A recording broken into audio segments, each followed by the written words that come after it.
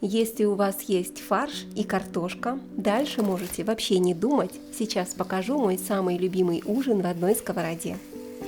Ставлю разогреваться сковородку, добавляю оливковое масло и сразу выкладываю фарш.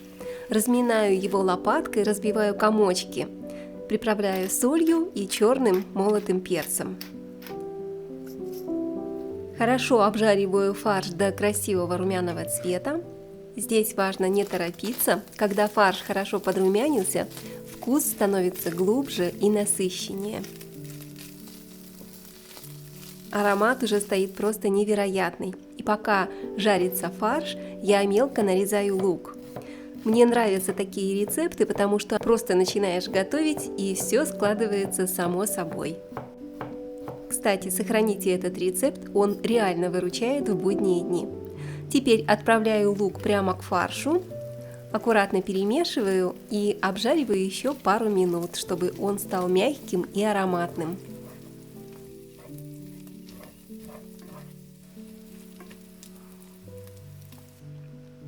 Пару зубчиков чеснока, чеснок раздавливаю плоской стороной ножа, вот так. И теперь мелко измельчаю при помощи ножа.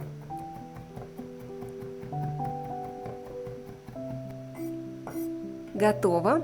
Добавляю чеснок к фаршу и обжариваю буквально секунд 30. Здесь главное не пережарить чеснок, чтобы он дал аромат, а не горечь.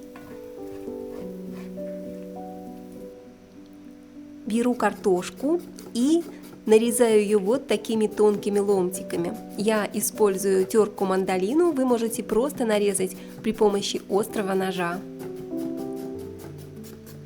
Такие блюда обычно очень нравятся всей семье. Картошка получается мягкая, сливочная, и даже дети едят без лишних уговоров.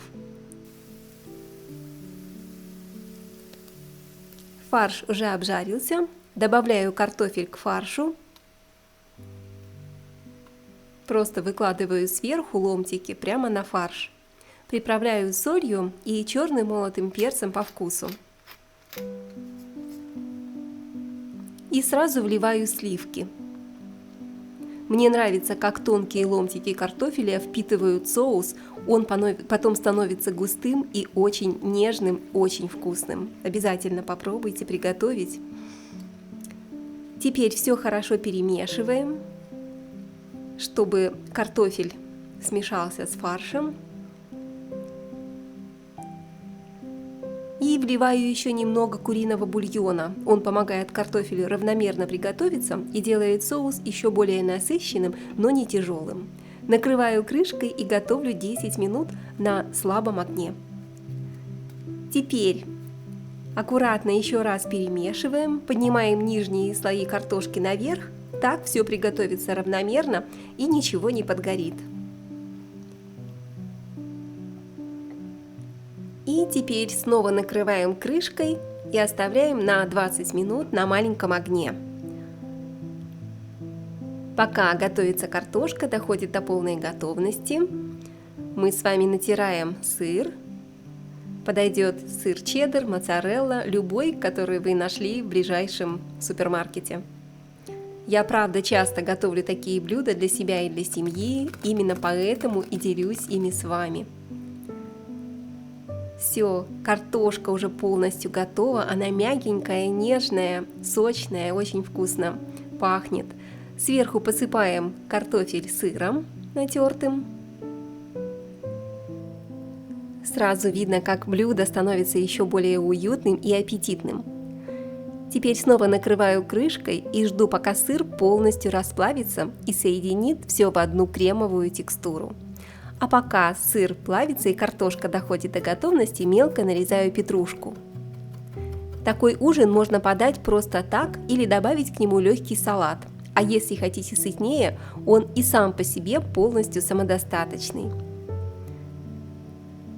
Посмотрите, все уже готово. Снимаем с огня. Только посмотрите на эту текстуру. Картофель мягкий, сливочный, соус густой, фарш сочный, а сыр тянется и буквально все соединяет. Это именно тот вкус, который хочется повторить уже завтра. Это и есть настоящая домашняя вкусная еда. Вы только посмотрите, как аппетитно тянется сыр. И если вам понравился этот рецепт, поставьте лайк, подпишитесь на канал и сохраните его, чтобы не потерять. А я желаю вам приятного аппетита и скоро увидимся в моем новом вкусном видео.